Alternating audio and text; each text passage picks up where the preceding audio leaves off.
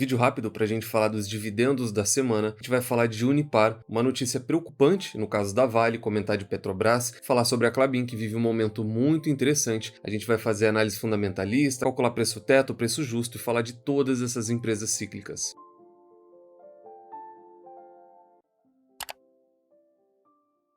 Sempre lembrando que na parte de baixo de todos os vídeos eu deixo uma lista de indicação de livros que você tem que obrigatoriamente ler antes de investir em alguma ação, antes de entrar no mercado de capitais. Começando pela Vale, e uma notícia não tão legal assim, em matéria de ontem, sábado, dia 14, a Vale comunicou que ela identificou trincas em uma barragem que está em nível de emergência máximo. Ela trouxe ao mercado que esse dano é em forquilha 3, na mina de Fábrica, em Ouro Preto, e foi encontrado em uma inspeção de rotina. Essas trincas elas são superficiais, e nas palavras da própria empresa, ela conta com uma estrutura de contenção e de que na região não tem a presença de comunidades. Isso vira matéria em todos os jornais justo agora que a empresa está próxima de fechar um acordo de toda aquela situação de Mariana. A gente tem uma notícia como essa, todo mundo fica preocupado e a empresa agora ela conduz verificações adicionais e de que está em constante comunicação com as autoridades. Fora isso, a empresa diz que ainda segue naquela antiga negociação sobre ferrovias e nesse caso são concessões que a Vale administra que são extremamente necessárias para escoar minério e todo o produto da Vale. Em comentário mais recente do ministro dos Transportes, ele afirmou que esses valores eles podem chegar a 20 bilhões de reais. Então aqui a gente tem um tema que é muito pouco falado, muito pouco comentado, mas ele é de extrema importância para a empresa. Fora toda essa importância operacional, a gente fala de 20 bilhões de reais. É um valor muito considerável, que a empresa tem capacidade de arcar com isso, mas perder essa licença e perder essa concessão, esse seria o pior cenário para a Vale. Nessa semana as ações da Vale subiram, a empresa fez uma revisão de toda a produção dela. Em fato relevante, ela comunicou ao mercado que agora ela espera uma produção de 323 milhões a 330 milhões de toneladas, contra a previsão anterior, que era de no máximo 320 milhões de toneladas. Isso é uma boa notícia para a empresa, mostra que o operacional está muito bem. A gente combina isso com uma pequena alta do minério de ferro, as ações chegaram a subir quase 3% apenas em um dia nessa semana. Nesse mesmo comunicado, a Vale trouxe que espera que 10% de toda a sua produção de minério venha de rejeitos até o ano de 2030. Quando a gente fala de rejeitos aqui, a gente fala de reaproveitamento. É tudo aquilo que é extraído e o que sobra no processo de beneficiamento do minério, tudo aquilo que fica acumulado nas barragens que a gente acabou de ver, a primeira matéria do vídeo. A Vale também espera tirar o máximo de minério de ferro que ela puder dali. E só para esse ano de 2024, a empresa já espera recuperar 7 milhões de toneladas, tá vendo? É um número bem considerável de minério de ferro dessa forma, a partir da criação de um programa de mineração circular. Então hoje a gente já fala de 7 milhões de toneladas e a Vale até 2030 espera que 10% de toda a produção dela seja de reaproveitamento. Vale que sempre é uma das maiores pagadoras de dividendos da bolsa, junto à Petrobras, mas parece que o futuro, pelo menos no curto prazo para essas empresas, ele não é tão promissor assim. Depois de diversos rebaixamentos que a gente teve, pelo menos no caso da Vale, a gente tem uma matéria que traz que a Vale e Petrobras podem perder o trono na bolsa de valores, com o petróleo e o minério de ferro em queda. O mercado ele projeta um futuro menos rentável para as duas gigantes brasileiras. A visão comum hoje é de que as commodities elas vão continuar perdendo valor antes mesmo do que o mercado projetava. Com isso a gente tem uma rentabilidade ameaçada, a rentabilidade dessas empresas tende a cair. Na realidade, no caso da Vale, por exemplo, ela já cai há 2 anos seguidos. E a tendência de queda no barril de petróleo e do minério de ferro nos próximos anos, e de que a estimativa no lucro dessas empresas ela não é de crescimento, ela é de manutenção no melhor dos cenários. E sobre a hegemonia de Petrobras e Vale, o único setor que pode ameaçar essas duas gigantes da bolsa brasileira é o setor financeiro. A gente tem empresas como Itaú, Banco do Brasil e Bradesco, que distribuem um valor muito alto em forma de dividendos. Pode ser que essas empresas aumentem o peso no Ibovespa. Vale lembrar que Petrobras e Vale sozinhas, elas têm mais de 20% de participação de peso no índice Ibovespa.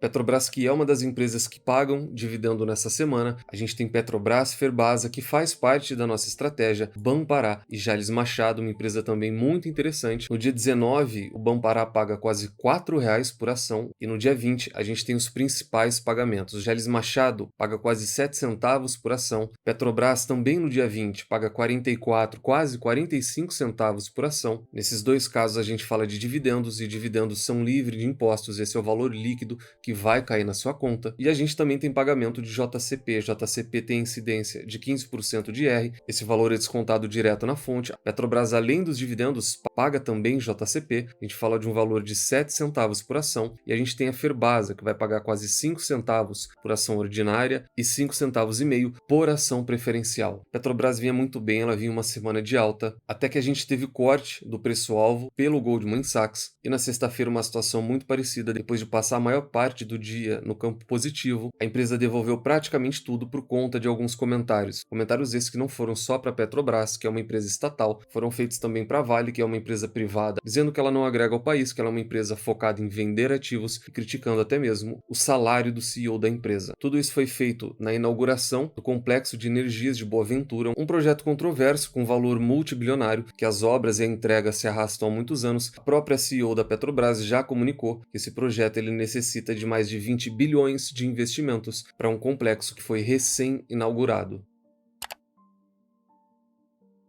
Comentar também sobre a Unipar, mais uma empresa cíclica. A Unipar que representa a maior parte do portfólio da carteira de Luiz Barsi Filho e que no último movimento da empresa e de olho em novas aquisições, ela levantou 750 milhões de reais com emissão de dívida. Em comunicado, a empresa afirmou que está em negociação para a compra de uma fábrica nos Estados Unidos. Comentário rápido, na minha visão, é um movimento muito inteligente da Unipar, não da compra dessa nova fábrica que eu falo da emissão da dívida, por conta até mesmo da própria gestão de dívida da Unipar. É muito controlada, é muito saudável e eles se anteciparam por conta de uma eventual alta de juro no Brasil. Então o que eles estão fazendo é aproveitar uma janela de oportunidade para levantar toda essa quantia. A Unipar já deixou claro que busca formas de crescer, seja no Brasil ou seja lá fora, e essa notícia não é nova. No primeiro trimestre desse ano surgiram informações de que ela estaria negociando uma fábrica de termoplástico nos Estados Unidos por cerca de 700 milhões de dólares. Então a gente tem uma emissão de dívida de 750 milhões de dólares e a gente tem uma possível negociação em andamento também na casa de 700 milhões de dólares. Esse talvez seja o melhor momento para a empresa fazer esse tipo de captação. A gente tem uma combinação boa de taxa de juros, por isso essa janela permitiu que a Unipar captasse recursos com uma boa taxa para a companhia, mesmo em ciclo de baixa do setor petroquímico. Momento de baixa esse que pesa sobre os resultados e só nos primeiros 6 meses desse ano a receita da empresa ela já caiu mais de 16% quando comparado ao primeiro semestre de 23, e quando a gente fala da última linha, que é a linha de lucro líquido, a situação ela é pior ainda. O lucro ele foi 65% menor, foi de apenas 145 milhões de reais no primeiro semestre desse ano. O resultado ele não pode ser outro. Nesse ano de 2024, as ações da Unipar acumulam uma queda de quase 30%. Hoje elas são cotadas a R$ 48 e no começo do ano elas estavam na casa de R$ 70. A desvalorização em 12 meses é de quase 34%. A empresa está na mínima das últimas 52 semanas e o dividend yield atual está na casa de 6,3%. Fora isso, a gente também vai falar da Klabin, a gente vai ver uma nova recomendação que é positiva e a gente vai passar rapidinho também pelos principais múltiplos da empresa. A última recomendação que a gente tinha era do Morgan Stanley, que elevaram a recomendação de neutra para a compra da Klabin. E quem estudou e fez a última revisão sobre a empresa foi o JP Morgan, trouxe um relatório bem completo. Com isso, eles elevaram a Klabin para compra, com um forte potencial de alta de quase 30%. Essa elevação de recomendação para compra veio por conta do momento positivo da empresa. A gente também teve mudança no preço-alvo, que para 2025 passou a ser R$ 28, quase R$ 30, e para esse ano de 2024 o preço-alvo ele passou a ser de R$ 25, e confere a um potencial de quase 30% quando a gente compara ao valor de negociação de Klabin hoje. Mas por que a gente teve essa alteração? O que mudou do ano passado para esse? Ano passado a gente teve alguns rebaixamentos da empresa. Na visão deles, a perspectiva é positiva por conta dos investimentos feitos no projeto Puma 1, Puma 2 e no projeto Figueira, que aumentarão a produção de papel nos próximos anos. Um comentário rápido é que isso não era para ser novidade. Todo mundo já sabe, todo mundo já tem conhecimento desses projetos. A gente aqui no canal, inclusive, já estudou eles desde o ano passado, então vamos ver se eles têm mais algum argumento que não seja só esse aumento de produção. Eles também esperam uma redução de custos a partir de 2025, após a aquisição do projeto KIT, esse daqui o mais novo da empresa, que deve reduzir a dependência de terceiros, custos logísticos. Aqui sim, a gente tem algo que é muito interessante. Se o projeto vinga e entrega aquilo que é esperado, a gente consegue ter redução de custos, as margens aumentam. Aqui sim, a gente realmente pode ter algo bastante promissor no caso da Klabin. Além disso, diversificação de receita, com menor exposição ao segmento de celulose. Comentário rápido, isso daqui nunca vai mudar, a gente já viu e estudou, por exemplo, o caso da Irani, que não é uma empresa exposta à celulose, mas ela sempre segue altas e baixas da commodity, e essa menor dependência colocaria a Klabin em uma posição vantajosa em momentos ruins para o preço da commodity. E aqui a gente já começa a ter uma mudança interessante. A expectativa do JP Morgan é de que 73% do EBITDA da Klabin venha do negócio de papel em 2025, comparado a apenas 46% em 2021. Então, se a gente parar para pensar, é uma mudança muito significativa, sair de um EBITDA de 46% de uma linha de negócio e passar a ter 73% vindo dessa mesma linha, um aumento muito forte, um aumento de mais de 50%, e a gente vai ter uma mudança grande na contribuição de cada negócio da empresa. Tudo aquilo que era celulose perde representatividade, a gente vai ter uma empresa muito mais focada em outro produto, e sinceramente não sei até que ponto isso daqui pode impactar a concorrência, pode impactar a Irani, por exemplo, porque a Klabin ela é uma gigante, ela é a maior do setor. Então, quando ela foca em um produto, a tendência é que ela vá vencer naquele produto. As units hoje são negociadas na casa de R$21. É uma empresa que tem uma oscilação muito baixa, por isso para muita gente ela é tida como um porto seguro, e o dividend yield atual da empresa ele é de quase 6%, mas calma lá, que o passado histórico dela não são tão belos assim, e por isso a partir de agora a gente vai ver os números da Klabin.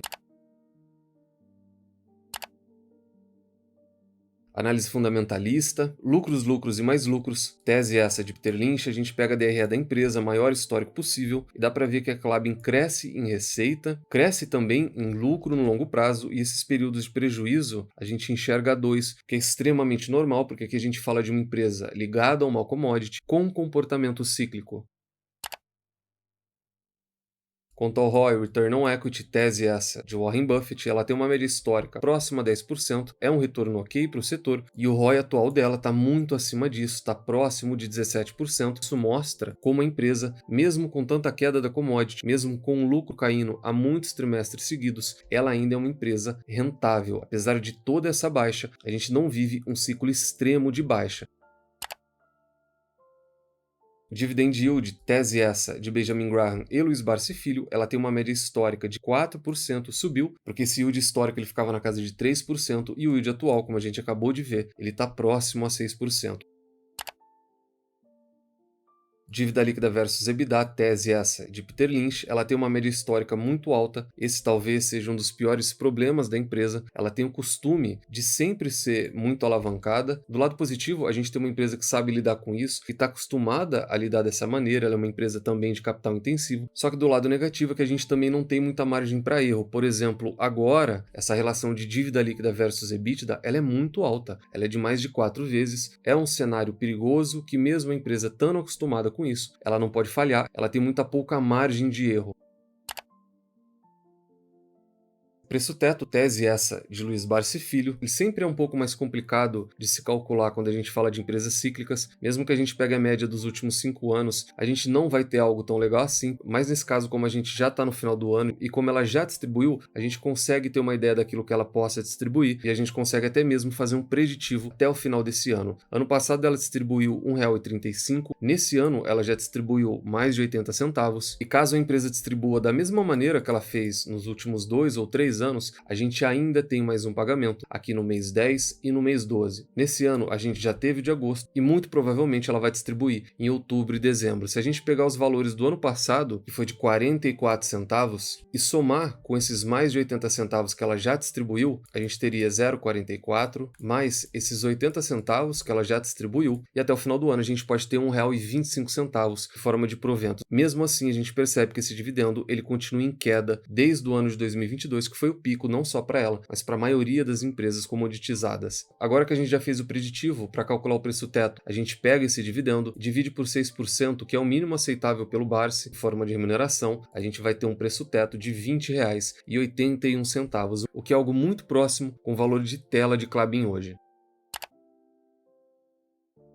Preço justo, tese essa de Benjamin Graham. Preço justo e preço teto são teses diferentes, com finalidades também diferentes. A fórmula está aqui ao lado, pode pausar o vídeo caso você quiser. A gente pega esses 22,5, multiplica pelo earnings per share, que é o LPA, 1,30, multiplica de novo pelo business value per share, que é o VPA, 7,62, extrai a raiz quadrada e a gente teria um preço justo de no máximo R$ 15 para as ações da Klabin.